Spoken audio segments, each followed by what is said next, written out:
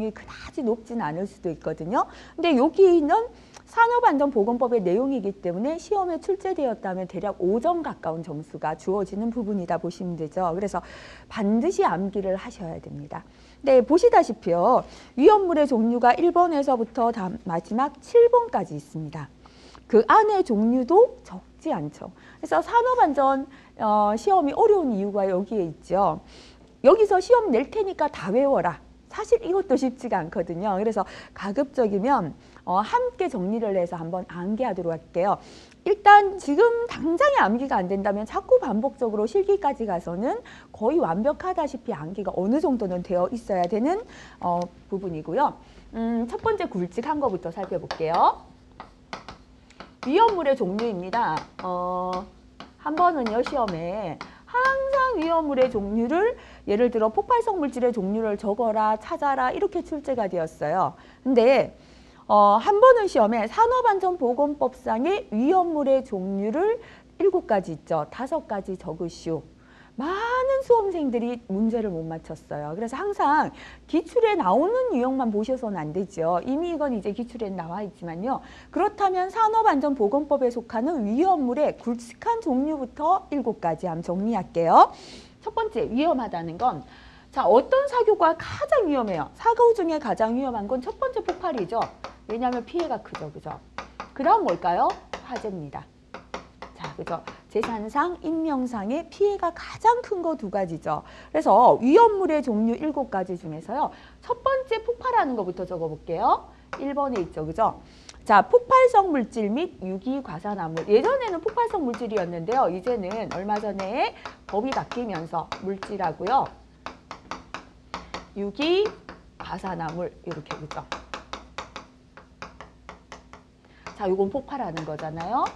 자, 그래서 1번 폭발하는 거 넣어놓고요. 물론 다른 게 폭발 안 하는 건 아닌데요. 그 다음에는 화재 우려가 많은 거, 화재나 폭발을 일으키는 거, 그죠? 2번째 볼게요. 물하고 만나서 불 붙는 게 뭐냐면 아까 금수성 물질 그랬죠. 근데 이번에는 보면 요거를 물 반응성 물질이라고 해놨어요. 물하고 만나서 불 붙는 물 반응성 물질. 그 다음에 뭐를 함께 묶어놨냐면 인화성 고체죠. 인화라는 건 불이 잘 붙는 거잖아요. 불 잘 붙는 고체. 그죠? 그래서 물 반응성 물질, 물하고 만나 불 붙고 인화성 고체입니다. 불 잘 붙는 고체, 요거 2번째고요. 그 다음에 또 화재를 잘 일으키는 거 볼게요. 뭐 있습니까? 우리 불 잘 붙는 게요. 기름 있잖아요. 그죠? 자, 뭐가 있냐면 3번에 보니까 산화성 액체, 산화성 고체 있죠. 그래서 산화라는 건 뭐냐면 물하고 만나서도 불 붙지만 산소랑 화합해서 불이 붙거나 반응하는 거예요. 그죠? 그래서 산소랑 만나서 불 붙고 반응하는 산화성 액체, 고체. 그죠? 이게 들어가 있습니다. 그 다음에 4번째, 또 불 잘 붙는 것 중에 뭐가 있냐면 가스 있죠. 그죠? 그래서 넘어가면요. 4번째, 그죠? 이게 기름이네요. 또 화재 일으키는 거 또 찾아볼게요. 기름, 그죠? 요거는 인화성 액체라고 해놨죠. 그죠? 5번째, 가스 있죠. 그죠? 그래서 또 화재를 잘 일으키는 가스 있잖아요. 뭐라고 해놨냐면 인화성 가스죠. 자, 이렇게 하고 난 다음에 또 뭐가 있냐면요. 이제는요. 인체에 해를 주는 거. 이건 전부 다 폭발이나 화재를 일으키는 거죠. 그 다음에 인체에 해를 주는 건 피부에만 닿아도 화상을 일으켜요. 부식성 물질. 그죠? 그래서 자, 부식시키는 부식성 물질. 그 다음에 독을 주는 거 있죠. 사람이 맹독성으로 죽고 하는 거요. 이걸 뭐라고 하냐면 독성 물질이죠. 이렇게까지 7가지죠. 그죠? 근데 이게요. 예전에는 독성 물질인데 이제는 바뀌었거든요. 앞에 뭐를 붙여야 됩니까?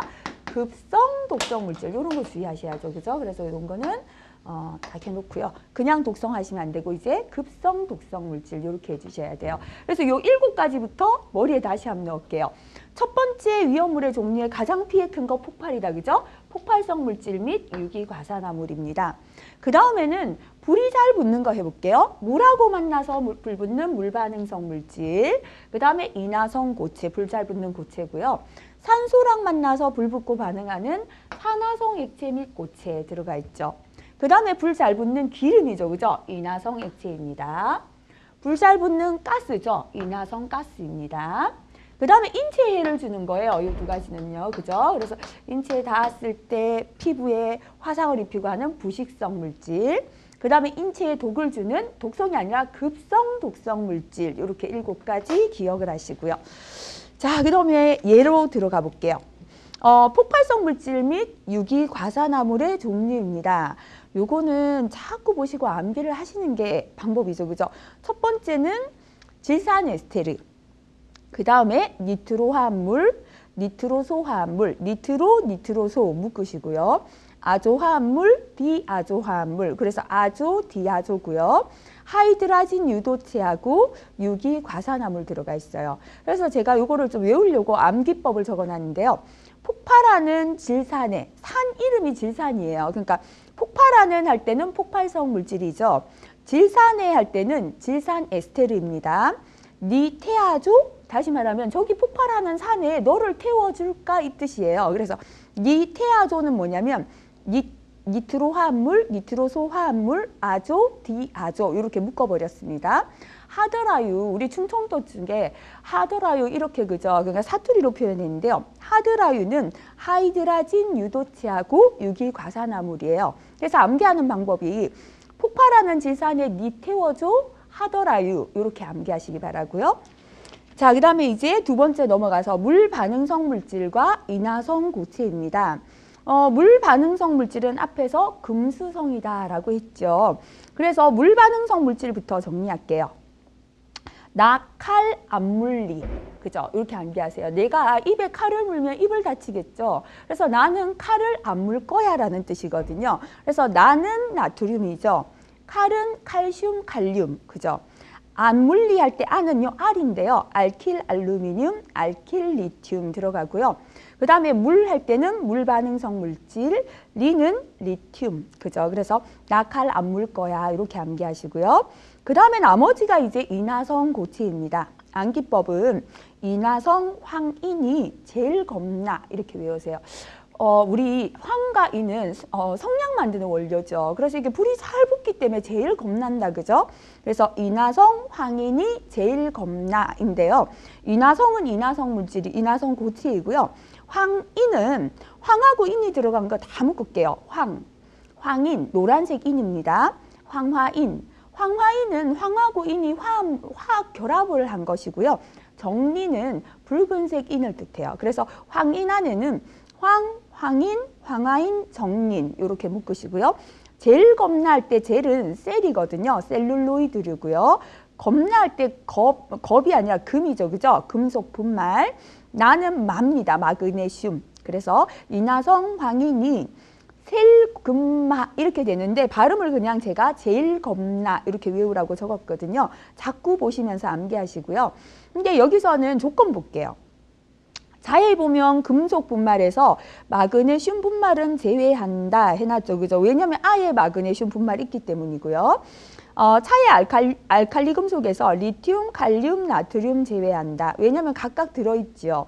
그 다음에 카에서도 유기금속 화합물에서 알킬 알루미늄, 알킬 리튬은 제외한다. 그죠? 이것도 들어있기 때문에 그죠? 그래서 사에 있잖아요. 그래서 요거는 제외한다 되어 있고요. 이렇게 암기하시면 되겠습니다.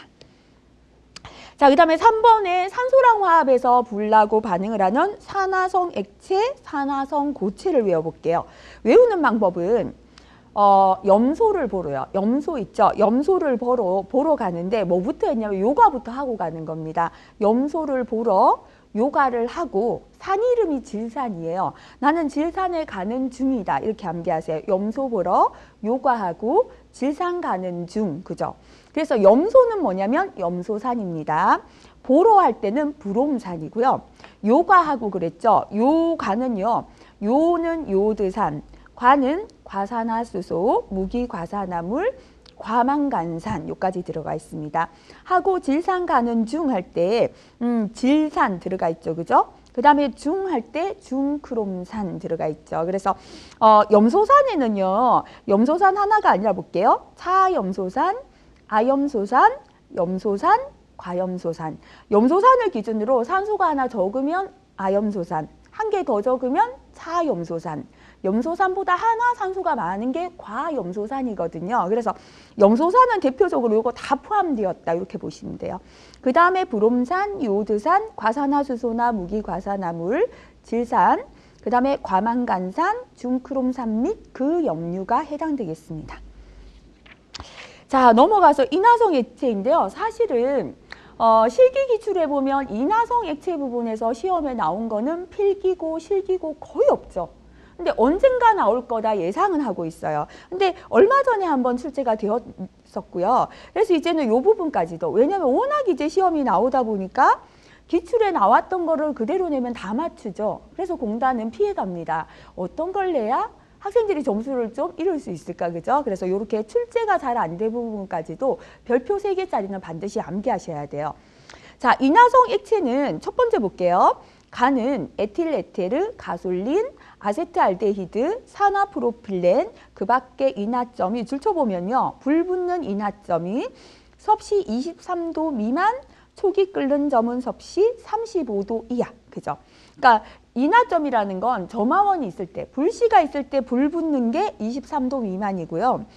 초기에 끓는 게 35도 이하인 물질 중에 요게 해당된다라는 뜻입니다. 그래서 요거를 온도하고 함께 외워야 돼서요. 제가 이렇게 해놨죠. 235 아세트알 샴푸, 요거는 샴푸 이름이에요. 머리 감는 샴푸인데요. 235 아세트알 샴푸가 거슬린 에테르. 에테르는 이 샴푸 향기가 거슬렸다는 뜻이다. 이렇게 외우세요. 그래서 235는 뭐냐면 23도 미만 35도 이하다. 요거는 그죠? 보고 외우시고 235고요. 아세트알은 아세트알데히드입니다. 샴푸는 산화프로필렌. 거슬린은 가솔린. 에테르는 에틸에테르. 그죠? 요거는 이제 정확하게는 보시면서 암기하시고요. 그 다음에 밑에 볼게요. 노르말헥산, 아세톤, 메틸에틸케톤, 메틸알콜, 에틸알콜, 이황화탄소, 그 밖에 인화점이 온도 똑같죠. 줄쳐보세요. 섭씨 23도 미만이고 촉이 끓는 점이 35도를 초과하는 거죠. 근데 요거는 뭐가 다르냐면 가에서는 23도 미만, 촉이 끓는 점이 섭씨 35도 이하의 동그라미. 다시 말하면 이것보다 낮은 온도에서 불이 붙고 이것보다 낮은 온도에서 끓는다는 뜻이에요. 근데 나는요, 섭씨 23도 미만이고 촉이 끓는 점이 35도를 넘는데도 위험한 게 있다입니다. 그래서 이거 틀리지 않았거든요. 그래서 35도를 초과의 동그라미 딱 하시고요. 온도는 똑같아서 여기 숫자는 빼놨습니다. 암기법을 볼게요. 아세톤 매캐해. 아세톤 냄새가 매캐하다는 거죠. 그래서 노, 싫다는 겁니다. 이황화탄 알콜, 그죠? 그래서 이황화탄소를 타놓은 알콜도 싫다, 그죠? 그래서 아세톤 냄새도 매캐하고 노, 이황화탄 알콜. 근데 교재에 보니까 아황화탄 되어 있다, 그죠? 그래서 이거 오타입니다. 이황화탄으로 수정해 주시고요. 자, 그래서 아세톤은 그대로 아세톤이고요. 매캐해 할 때 매캐가 뭐냐면 메틸에틸 케톤입니다. 노 했죠. 노르말헥산이에요. 이황화탄 알콜 했죠. 이황화탄은 이황화탄소, 그 다음에 알콜은 메틸알콜, 에틸알콜 들어가 있습니다. 일단 암기법 외우시고요. 그 다음에 암기법에 맞는 게 뭐였는지 자꾸 보시는 방법밖에 없습니다. 자, 그 다음에 밑에 볼게요. 단은 크실렌, 아세트산아밀, 등류, 경류, 테레핀류, 이소아밀 알콜, 아세트산, 그 다음에 하이드라진, 그 밖에 인화점이 줄쳐볼게요. 섭씨 23도 이상의 동그라미. 요거는 23도 이상이고요. 섭씨 60도 이하의 동그라미. 그죠? 그래서 요거까지도 보시고 기억해 주시고요. 23도보다 더 높은 데서 인화점이니까 불 붙기 시작하고요. 60보다 섭씨 60도 이하에서 불 붙는다는 거죠. 여기에 해당되는 것들은 자, 밑에 볼게요. 아세트산화, 그죠?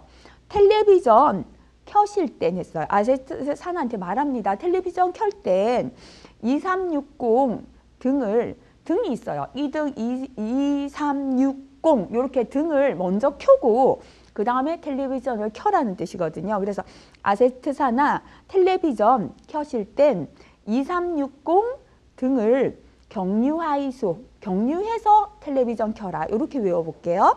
너무 종류가 많아서 자, 한번 볼게요. 아세트산화 할 때는요. 아세트산하고 아세트산 아밀까지 들어가 있습니다.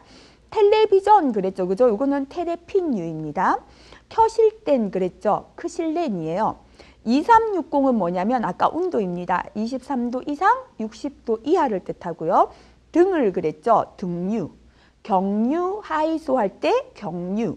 하이 할 때는요. 하이드라진이고요. 소는 이소아밀 알코올 들어가 있습니다.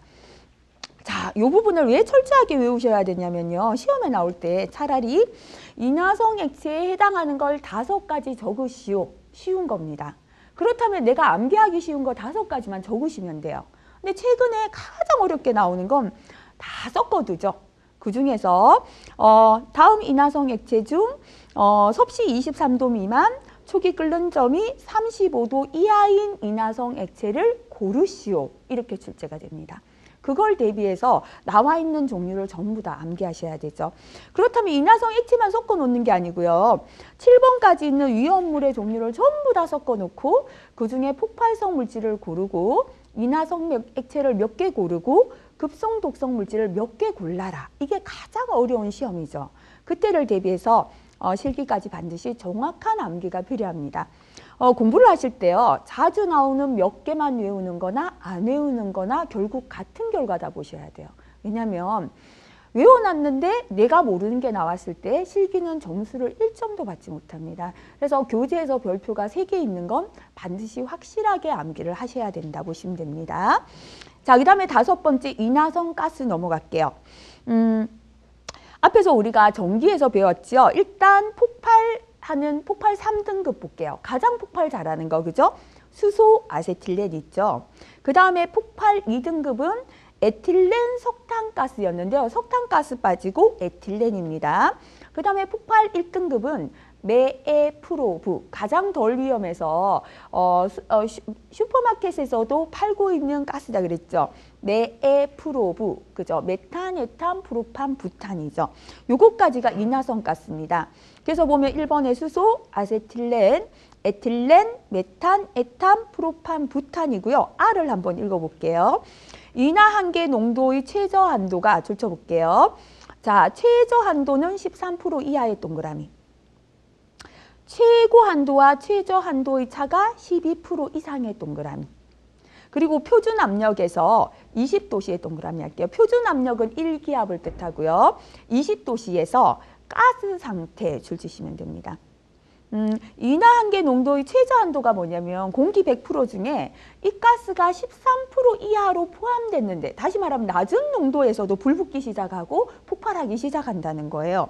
그리고 최고 한도와 최저 한도의 차는 뭐냐면요. 최저 한도는 불붙기 시작하는 농도고요. 최고 한도는 계속해서 불이 붙을 수 있는 최고 농도인데요. 다시 말하면 이 가스만 100% 있어도 불은 꺼져요. 왜냐? 공기 중에 산소가 없어져서죠. 다시 말하면 최고 한도가 높다는 건 산소가 별로 없는데도 불 붙는 거죠. 그럼 다시 말하면 최저 한도가 낮고 최고 한도가 높다는 건 폭발이 일어날 수 있는 범위가 넓다라고 보시면 돼요. 그래서 이건 이상, 이하 요거 잘 기억하세요. 최저 한도는 13% 이하. 최고 한도와 최저 한도의 차는 넓을수록 위험하죠. 그래서 12% 이상이다 기억하시고요. 표준 압력 1기압에서 몇 도입니까? 20도씨에서 가스 상태의 물질이 인화성 가스이다. 이 정리도 기억하시기 바랍니다. 자, 그 다음에 부식성 물질 넘어가는데요. 부식성 물질은 크게 2가지입니다. 부식성 산유가 있고요. 부식성 염기류가 있습니다. 자, 부식성 산유는 농도가 20% 동그라미 할게요. 이상인 동그라미 할게요. 염황질이죠. 염산, 황산, 질산. 우리가 흔히 강산이라고 하는 대표적인 거죠. 산의 성질이 강하죠. 이렇게 강산들은 농도가 낮아도 부식을 일으킨다 보시고요. 그래서 농도가 20% 이상인 건 염황질입니다. 그 다음에 농도가 60% 동그라미. 60% 이상인 건 좀 약한 산이죠. 산의 성질이 약하기 때문에 농도가 높아야 됩니다. 인산, 아세트산, 불산이죠. 그래서 60%는 인아불 이렇게 암기하시고요. 그 다음에 부식성 염기류는 부식성 산유의 농도가 20하고 60이었죠. 염기는 중간인 40이다 보시면 돼요. 그래서 강염기에 해당되는 수산화칼슘, 수산화나트륨이죠. 그래서 40%는 수나수칼 이렇게 암기를 꼭 하시기 바랍니다. 자, 넘어갈게요. 독성이 아니라 실기에 나온다면 반드시 급성 독성 물질, 급성에 동그라미 하시고 별표 딱 쳐두시고요. 자꾸 외우다 보면 독성이라고 시험에 잘 나와서 요거 틀리기 쉽거든요. 급성 꼭 붙이시고요. 자, 요거는 제가 한번 칠판에 독성 물질의 종류를 한번 적어볼게요. 첫 번째, G를 대상으로, 그죠? G에 동그라미 하시고요. 경구 투입 실험을 했습니다. 경구 투입이라는 건 뭐냐면 입구자죠. 우리가 몸이 아플 때 약을 입으로 먹죠. 이렇게 입으로 먹이는 실험을 했어요. 실험 동물의 몇 %냐면 50%, 그죠? 실험 동물의 50%를 제가 칠판에 적는 건 빨간 동그라미 하세요. 뭐 시킨다? 사망시키는, 그죠? 자, 뒤에 보면은요. 사망시킬 수 있는 물질의 양이에요. 양의 동그라미. 요걸 기호로 나타내 볼게요. 즉 해서 LD50 경구 G라고 해놨습니다. 자, 요렇게 적으셔도 되고요. 요렇게 기호로 적어도 상관이 없다는 거예요. 그래서 누구를 대상으로 실험했냐면 G를 대상으로요. 어떤 실험을 했냐면 경구 투입 실험, G의 입에 뭐를 먹이는 실험을 했어요. 그랬더니 50%는 뭐냐면 실험했는 동물 G죠, 그죠? 50%가 L은 뭐냐면 레슬, 그래서 사망을 뜻해요. 요거는 사망, 치사량이고요. 요거는 약의 양, 도우즈, 그래서 약의 양을 뜻합니다. 그래서 요렇게 적거나 요렇게 푸나 똑같은 겁니다. 그죠? 요게 얼마인 게 급성 독성 물질이냐면, 자, G에게요. 300mg/kg보다 이상일까요? 이하일까요? 그죠? 생각해 보세요. 이 이상 이하가 헷갈리면 작게 먹었는데도 G의 50%가 죽었어요. 작게 먹을수록 독이 강한 거죠. 그래서 이하죠. 그래서 요 킬로그램은 뭐냐면 G 몸무게예요. 자, 몸무게마다 약을 먹는 양이 다르죠. 그래서 우리가 약을 사면요, 복용량이 나이별로 다르죠. 그거는 나이별 평균 몸무게의 를 기준으로 나타낸 거거든요. 그래서 G 몸무게당 300mg 이하로 먹였는데 실험했는 G의 50%가 죽었다. 급성 독성이다. 이렇게 봤죠. 그래서 외울 땐 요거 외우세요. LD50이고요. 경구 G죠. 경구 투입했을 때 얼마다? 300mg/kg 이하인 게 급성 독성 물질이다. 이렇게 기억하시고요. 두 번째 볼게요. 역시나 문장을 읽어보면 G 또는 토끼에 대한 누구 대상인가 하면요. G나 토끼를 대상으로 이번에는 무슨 실험했냐면 경피 흡수 실험했죠. 경피 흡수. 우리가 한 번씩은 연고를 피부에 바르죠. 이렇게 피부에 흡수시키는 실험을 했습니다. 그랬더니 역시나 실험 동물의 몇 퍼센트? 50%를 뭐 시켰어요? 역시나 사망시키는, 이것도 뒤에 뭐라고 해놨습니까? 물질의 양이라고 했죠. 그죠? 양입니다. 그래서 이걸 기호로 나타내 볼게요. 그러면요. 역시나 사망이니까 L이죠. 양이죠. D입니다. 몇 프로? 50%죠. 50이에요. 근데 이번에는 어디에 흡수시켰냐면 경피잖아요. 누구 대상으로 했냐면 G나 토끼죠. 이렇게 나타낸다. 그죠? 자, 그래서 교재를 보시면 LD50 경피 토끼 또는 G라고 해놨죠. 요거는 얼마인가 하면요. 자, 얼마라고 해놨습니까? 경피일 때는 아무래도 입으로 넣는 것보다 흡수가 느리죠. 1000mg/kg 보다 적게 발라서 많이 죽어야 위험하죠. 이 아이다. 그죠? 그래서 경피로 흡수하는 건 쥐나 토끼 몸무게 kg당 1000mg 이하를 발랐는데 동물 50%가 죽었다. 급성 독성이다. 이렇게 보시면 됩니다. 자, 그 다음에 세 번째 볼게요. 자, 이번엔 어떤 실험을 했냐면 역시나 G에 대한 G입니다. 무슨 실험인가 하면 4시간 동안의 흡입 실험이죠. 4시간, 이번에는 흡입 실험이에요. 이 흡입이라는 건 가스 같은 거를 틀어놓고요. 마시게 하는 거죠. 그죠? 요런 흡입하는 실험을 했고요. 역시나 실험 동물의 몇 프로 50%를 뭐 시키는 사망시키는 이 뒤에 볼게요. 물질의 양이 아니라 뭐라고 해놨습니까? 농도의 동그라미 할게요. 그래서 요거는 보면요. 아까 역시나 사망이니까 L이죠. D가 아니라 컨센트레이션, 그래서 농도를 나타내는 약자 C죠. 요거 주의하시고요. 역시나 50%니까 50이고요.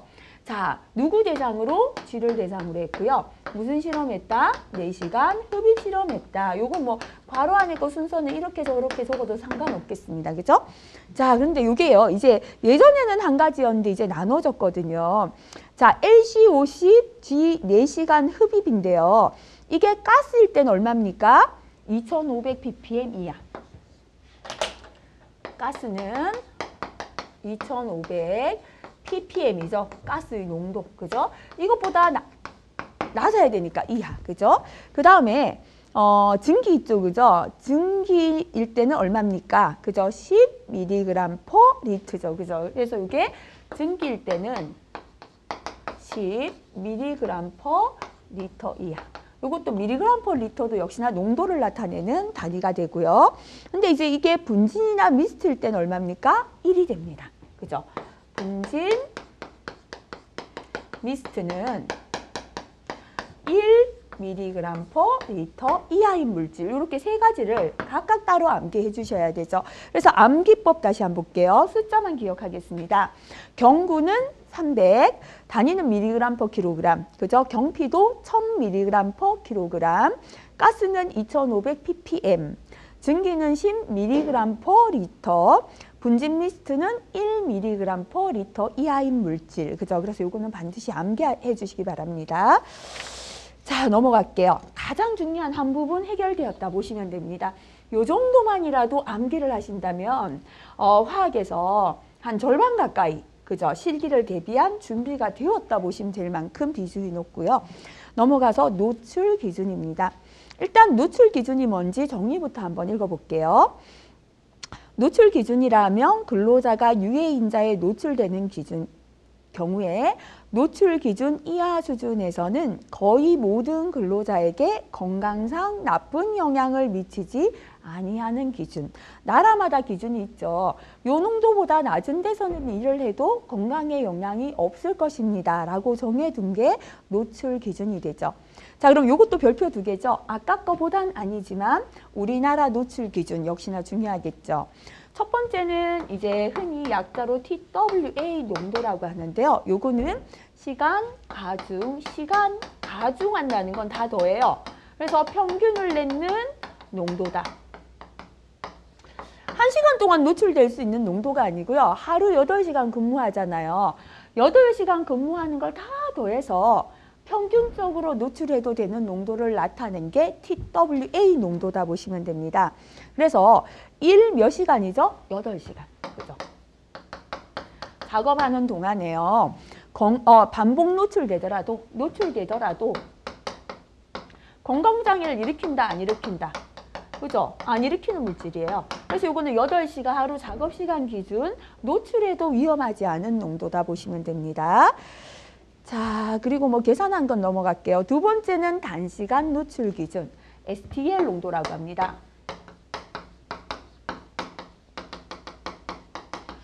여기에서 항상 단시간이다 하면 산업위생 쪽에서 보건 쪽에서는 15분이에요. 그래서 이것만 잘 기억하시면 돼요. 그죠? 그러면 하루 8시간이 아니고요. 근로자가 몇 회입니까? 1회, 한 번이에요. 그죠? 1회. 몇 분이죠? 15분. 그죠? 정도 단시간으로 노출되는 경우의 기준이죠. 그래서 1회에 15분 동안 노출될 수 있는, 잠시 노출할 수 있는 기준을 단시간 노출 기준 STL 농도라고 합니다. 근데 이 기준은요, 2번 볼게요. 이 기준 이하에서는 1회 노출 간격이 1시간 이상인 경우를 칠게요. 노출 간격이 1시간 이상. 다시 말하면 한 번 노출되었죠. 그 다음 노출될 때까지 떨어지는 시간이 1시간 이상으로 봤고요. 1일 작업 시간 동안 몇 회까지 노출되어요? 4번이죠. 그래서 4회까지 노출이 허용되는 기준이다. 4회 동그라미 하시고요. 자, 참고 한번 볼게요. 요거는 산업안전 쪽에서는 자주 나오진 않는데 산업위생 쪽에서는 자주 출제가 되어요. 그래도 이제 산업안전보건법에 노동부 고시에 있는 내용이라 한번 살펴보겠습니다. 단시간 노출값 STL인데요. 15분간의 시간 가중 평균값으로서 노출 농도가 시간 가중 평균값을 초과하고 단시간 노출값 이하인 경우인데요. 자, 1회 노출 지속 시간 줄지시고 몇 분? 15분 미만이라야 되고요. 이러한 상태는 하루에 몇 회 이하, 4회 이하라야 되죠. 각 회 간격은 몇 분 이상? 아까 1시간 이상이라야 됐으니까 60분 이상이어야 된다. 그죠? 자, 넘어가고 3번의 최고 노출 기준이에요. 근데 이게 뭐냐면 C 농도 했는데요. 영어로 셀링이라고 해놨죠. 요 셀링은 영어로 치면 천정이죠. 꼭대기 제일 높은 거. 그래서 이게 C 농도 또는 최고 높은 노출 기준이에요. 근데 이건 볼게요. 근로자가 1일 작업시간 동안 동그라미 할게요. 잠시라도 노출되어서 된다 안 된다? 안 되는 기준이에요. 가장 높은 노출 기준 하니까 잠시 노출해도 되는 기준이다 생각하기 쉬운데요. 그게 아니라 잠시라도 노출해서는 된다 안 된다? 안 되는 기준을 C농도 최고 노출 기준이라고 합니다. 그래서 요거는 요 세 가지 정의를 반드시 구분해서 기억해 주시면 되겠습니다. 자, 그 다음에 넘어가서 노출 기준 사용상의 유의사항에서 나와 있습니다. 1번 볼게요. 각 유해인자 노출 기준은 당해 유해인자가 줄칠게요. 유해인자가 단독으로 존재하는 경우의 노출 기준이에요. 예를 들어서 A라는 물질의 노출 기준이 1ppm이다 해놨죠. 요거는 A 혼자 존재할 때죠.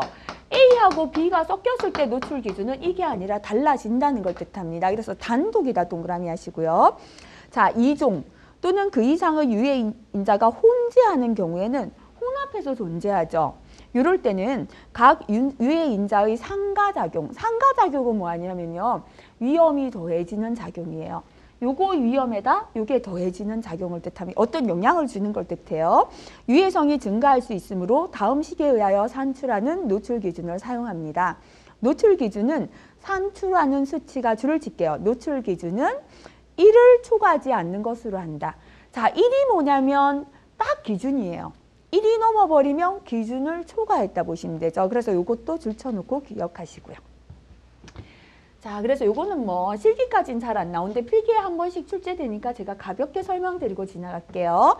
자, 세 가지 물질이 지금 화학물질 각각 C1이라는 농도가 있고요. C2라는 농도가 있고 C3라는 물질의 농도가 세 가지 존재해요.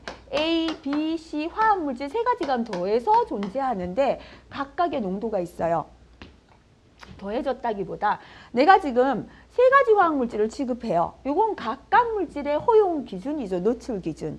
여기에 노출된 시간, 이건 1시간, 예를 들어 2시간, 3시간 이렇게 섞여서 노출된 거예요. 이때 노출해도 되는 노출 지수를 계산하라. 그죠? 여기서 노출 지수 R은요. 노출된 시간 T1분의 농도 C1 플러스 T2분의 C2, T3분의 C3를 해주면 돼요. 그죠?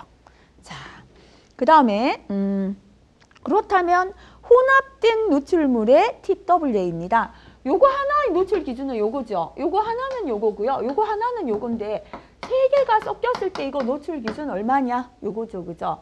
자, 요거는 R분의 요 노출 지수가 나왔잖아요. 그죠? 그래서 혼합된 TWA는 계산했는 R분의 세 개 농도를 더해주면 돼요.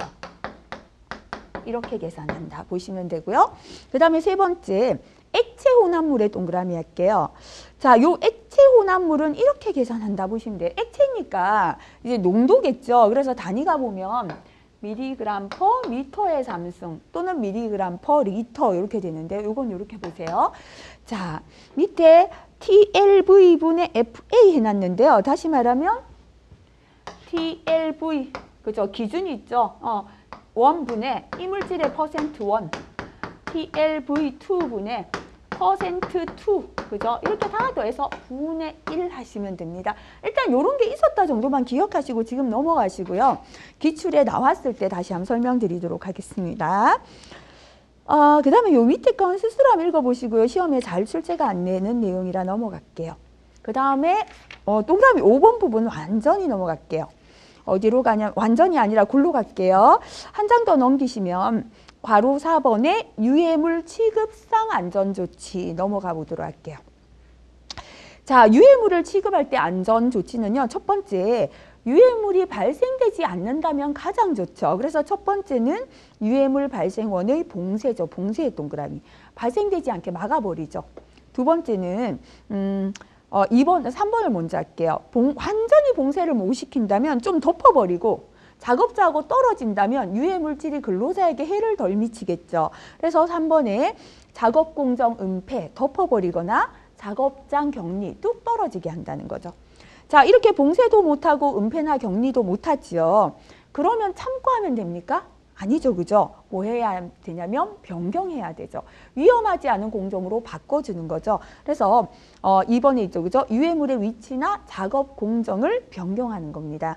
그래서 유해물을 취급할 때 안전조치는 첫 번째는 봉쇄, 두 번째 은폐나 격리, 세 번째 변경이죠. 옆에 참고란에 문제 한번 볼게요. 유해물 취급할 때 안전조치에 해당되지 않는 거, 그죠? 작업 숙련자 배치, 유해물 발생원 봉쇄, 유해물의 위치나 작업 공정 변경, 작업 공정 은폐와 작업장의 격리, 그죠? 이 유해물질 취급에는요, 아무리 숙련된 사람이 취급한다고 해서 유해물질에 대한 영향이 없어지는 건 아니죠. 그래서 틀린 건 바로 1번 되겠습니다.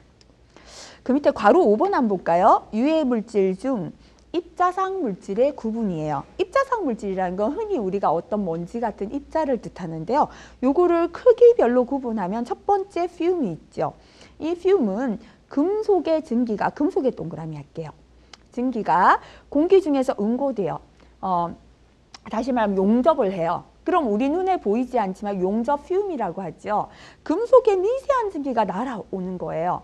녹았죠. 그러니까 이제 금속이 녹으면서 증기가 나오는데요. 근데 용접할 때는 굉장히 뜨거웠던 게 증기가 공기 중에 섞이다 보니까 차가워져서 식어버려요. 그래서 공기 중에서 응고돼요. 다시 굳어지죠. 화학 변화를 일으켜서 고체 밀입자의 동그라미 할게요. 다시 이제 금속의 증기가 식어서 공기 중에 날아다니는 미세한 금속 먼지죠. 이걸 뭐라고 하냐면 퓨움이라고 합니다. 그렇다면 이 퓨움은 고체, 액체, 기체 중에 뭡니까? 그죠? 바로 고체의 밀입자 상태를 뜻하겠죠. 그 다음에 미스트는요, 흔히 우리가 안개라고 하죠. 그래서 요거는 액체예요. 액체의 동그라미. 액체의 미세한 입자가 날아다니는 걸 미스트라고 한다. 이렇게 구분하시고요. 그 다음에 이제 분진이 있죠. 흔히 우리가 말하는 먼지를 분진 더스트라고 하는데요. 기계적 작용에 의한, 그죠? 기계적이라는 건 뭐 잘라졌거나 이렇게 되어서 나오는 미세한 고체 밀입자. 그래서 이것도 고체의 동그라미. 퓨움이나 분진은 고체 밀입자가 되겠죠.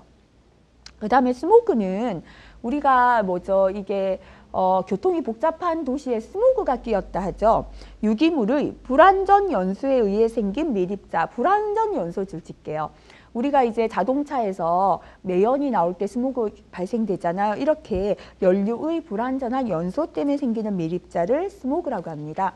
자주 출제되지 않는데 한 번씩 출제가 되는 내용 가볍게 읽고 지나가고요. 그 다음에 뒤에서도 역시나 넘어가는 건 좀 넘어가면서 설명드릴게요. 이제 중요한 게 크게 많지는 않은데요. 한 번씩 이제 화학에 출제되는 내용 한번 살펴보겠습니다. 넘어가서 위험물, 유해화학 물질의 취급 및 안전 수칙에서 첫 번째 위험물의 성질 및 위험성이 있죠. 발화성 물질의 저장법, 요거는 필기에 한 번씩 잘 출제됩니다. 일단 발화성이라는 건 불붙기 쉬운 물질이죠. 나트륨, 칼륨 묶으시고요. 위에 적어볼게요. 앞에서 이 나트륨, 칼륨은 금수성 물질. 수분과 만나면 불이 붙죠. 그래서 공기 중에 두면 공기 중에 수분 때문에 반응이 일어나요. 그래서 석유 속의 동그라미. 석유 속에 저장하고요. 황린이죠. 이 황린은 인화성 고체. 그죠? 그래서 불이 잘 붙는 고체이기 때문에요. 요건 어떻게 해야 됩니까? 공기 중에 두면 또 산소랑 반응을 일으키거든요. 그래서 물 속에 저장합니다. 황린은 물 속에 동그라미 하시고요. 정린, 마그네슘, 칼륨. 요거는 혼합 위험이라고 해요. 요것들이 따로 떨어졌을 땐 괜찮은데 함께 만나면 반응이 일어나요. 그래서 격리 저장, 떨어뜨려서 저장합니다. 질산은인데요. AgNO3 동그라미 할게요. 때로는 AgNO3 이렇게 분자식으로 나옵니다. 요거는 광분해 반응 뒤에 줄게요. 광분해라는 건 햇빛을 보게 되면 분해를 일으켜버려요. 그래서 빛을 피해야겠죠. 햇빛을 피해서 저장을 합니다.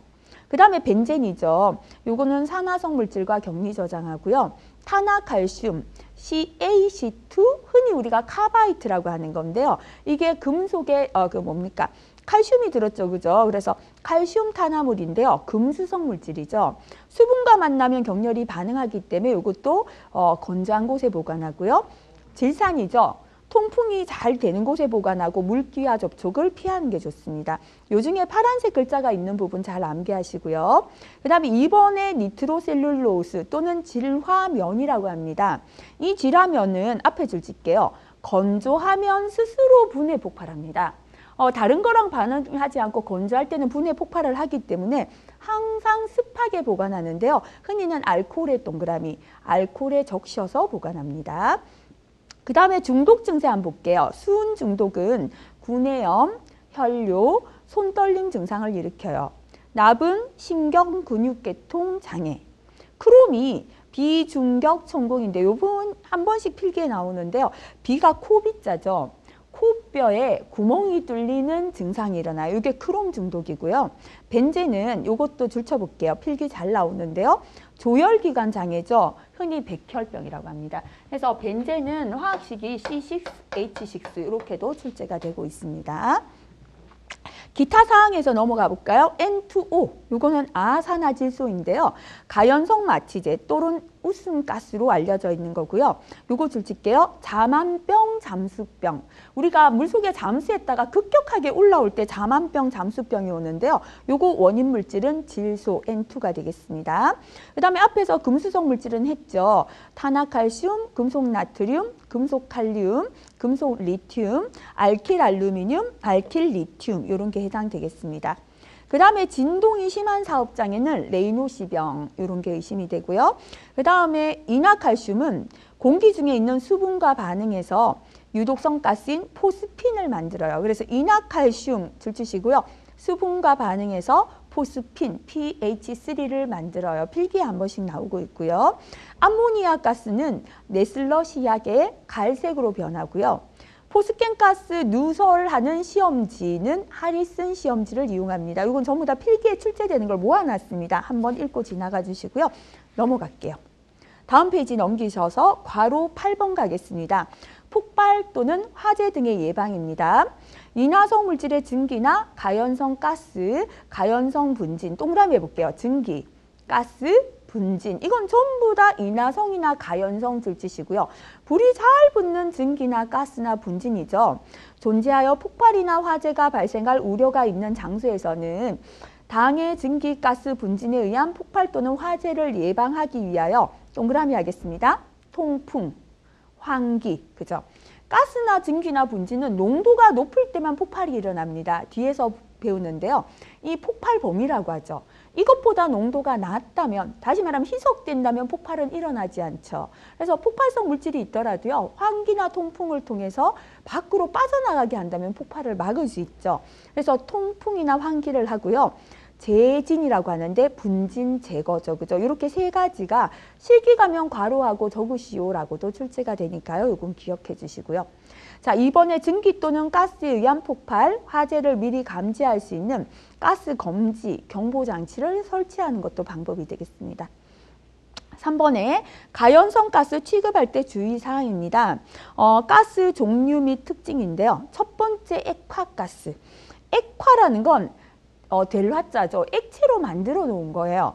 그래서 상온에서 낮은 압력으로 쉽게 액화하는 가스입니다. 다시 말하면 용기에 담으려니까요. 가스가 자꾸 날아가죠. 그래서 압력을 가한다는 건 눌러요. 못 날아가게 용기에다 딱 담고 뚜껑을 딱 막아서 안에다 액체로 만들어 놓은 거거든요. 이게 액화가스인데요. 대표적으로 우리가 프로판가스를 사서 흔들면 출렁거리죠. 이게 뭐냐면 용기 안에는 액체로 만들어서 넣어놨기 때문이거든요. 그래서 이렇게 액화가스는 프로판, 부탄, 암모니아, 염소, 이산화탄소 같은 게 있어요. 동그라미 하면 프로판, 부탄, 그죠? 이산화탄소 소화기 있죠. 흔들어 보면 좀 출렁거리죠. 그리고 이산화탄소는 탄산가스라고 하죠. 우리가 사이다나 콜라 같은 거 탄산음료를 탁 타면 올라오죠.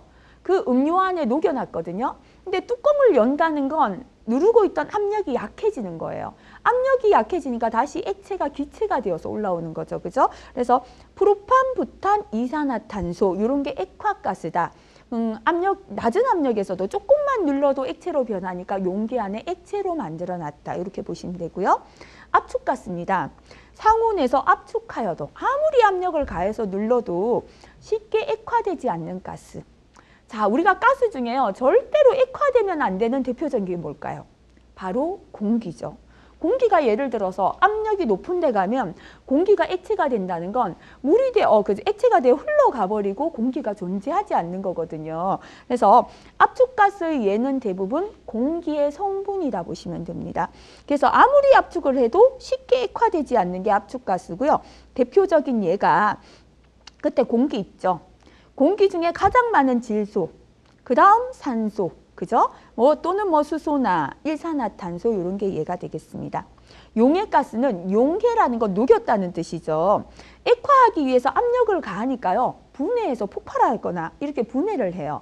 그래서 압력을 가하지 못하고 용기에 다공물질을 채우고 용제에 용해하여 잘 녹는 물질에 녹여서 안에 넣어 놓은 거죠. 이게 뭐냐면 대표적인 게 아세틸렌 C2H2입니다.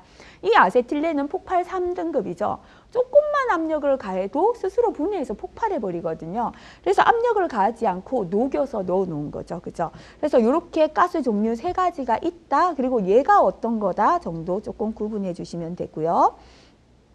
2번 넘어가서 고압 가스 용기 파열 사고 원인입니다. 가스가 파열된다는 거, 용기가 파열된다는 거, 용기가 펑 터지는 폭발하는 거죠. 첫 번째 용기의 내압력 부족. 내압력, 요 내자는 견딜 내자죠. 용기가 안에 있는 가스의 압력에 견디지 못하니까 터지는 거죠.